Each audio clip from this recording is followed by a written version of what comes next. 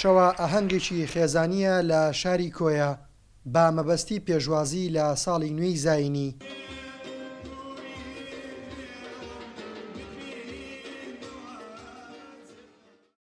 لە شەوە ئاهەنگەکەدا چەندین چالاکی جۆراوجۆری هونەری و ئەدەبی و ڕۆشنبیری بۆ ئامادەبووان نمایش کرا کە ڕێکخراوی بەهرەی گەشاوە ڕێکیان خست بوو.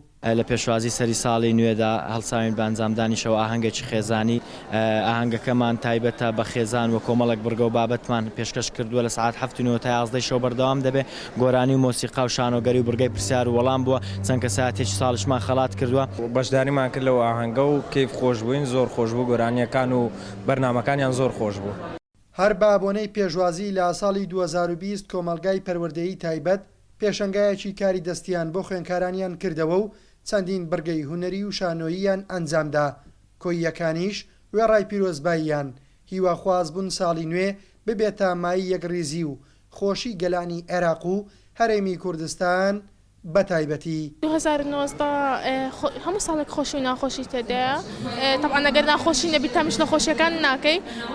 2019 بەعام خۆش بوو لە بۆ کورد و لە بۆ کوردستان و لە بۆ هەموو لایەک زۆر خۆش بوو. پیرۆزبایی هاتنی ساڵی نوێ لەم گەلی کورد دەکەم. ئینشاڵڵا ساڵی 2020 ساڵی بەدی هاتنی خەونەکانی گەلی کورد بی کە چەند سنی ساڵە داوا لە خوای گەورە دەکەین.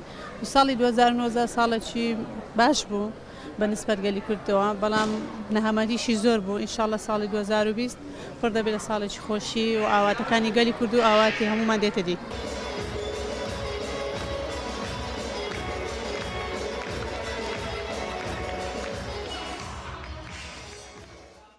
ساڵانە و لەگەڵ نزیک بوونەوەی سەری ساڵی نوێ لالایەن ئیدارەی قەزای کۆیەوە ئامادەکاری لە شەقام و شوێنە گشتیەکانی شارەکە دەکرێت.